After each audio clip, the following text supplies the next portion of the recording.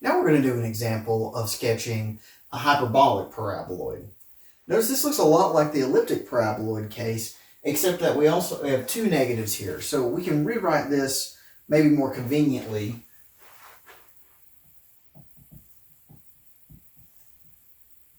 Z equals x squared minus y squared. So, if this were equal to 1, that would look more like a standard hyperbola.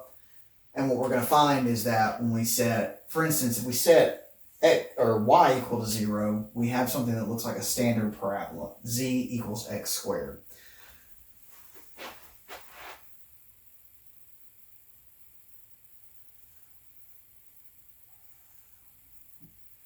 Now we have a little bit of a difference here in that if we set x equals 0, we have z equals negative y squared.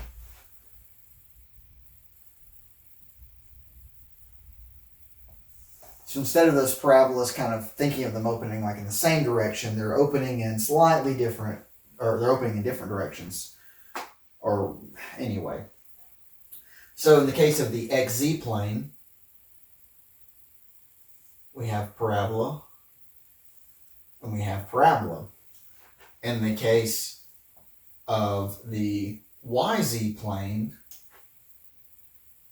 we have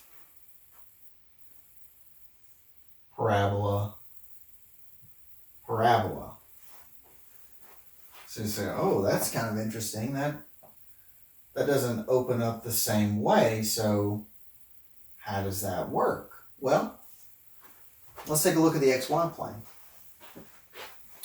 So in the case where z equals 1, that's just a standard hyperbola across the board. So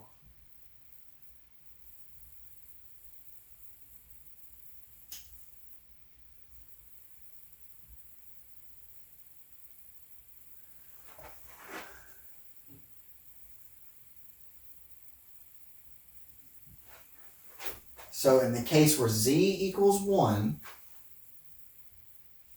what we have is the relationship here is a hyperbola.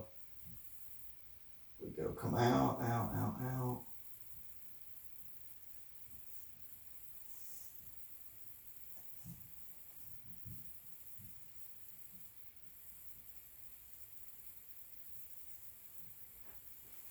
So you say to yourself, this looks like a jumbled mess. Well, bear with me here. In the case where z equals 4,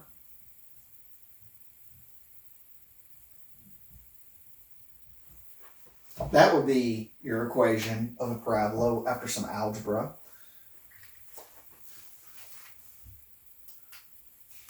So in the case, and that's z equals 1, z equals 4.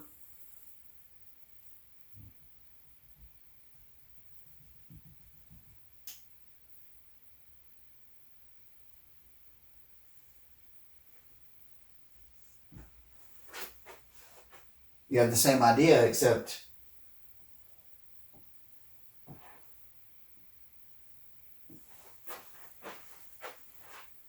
it gets wider. So what's happening here is the question. Now, this is z equals 1. Now, what about the case where z equals negative 1? Well, in the case where z equals negative 1, we have y squared minus x squared equals 1. In the case where z equals negative 4, we have y over 2 squared minus, or y squared over 2 squared minus x squared over 2 squared equals 1. So it flips. So the same idea is there, but the hyperbolas change. So instead of being that way, as we go negative, they go this way. And so you're probably thinking, God, this looks like a jumbled mess. Well, in a lot of ways it does.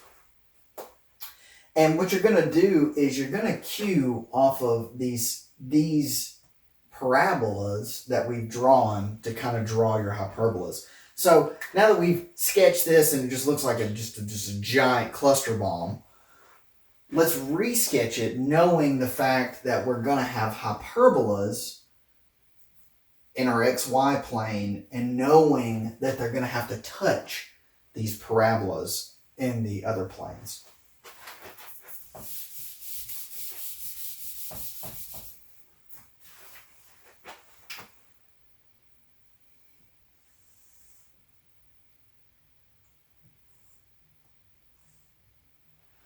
Let's do ourselves a favor real quick and let's just plot the positive ones.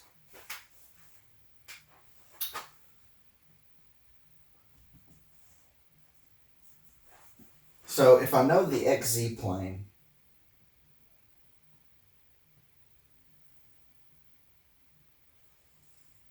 does this,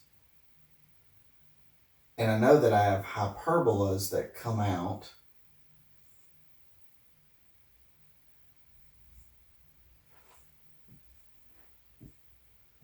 then what I have is I kind of have these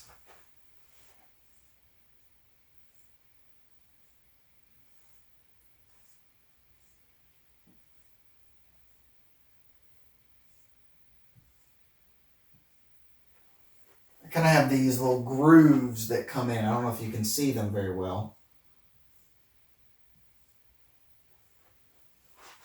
But they're almost like, it almost looks like a saddle. The way that goes. Now what I have in the case where it goes underneath is I have this weird twist.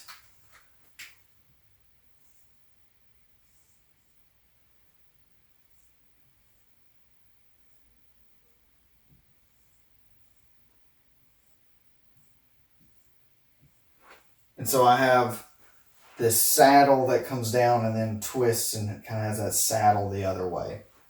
And then you're going to have a backwards there. And again, this stuff's hard. This stuff, the best things you can really do is get graph paper, practice a lot, take a look at online things and go, okay, I can kind of draw that. And this is an art.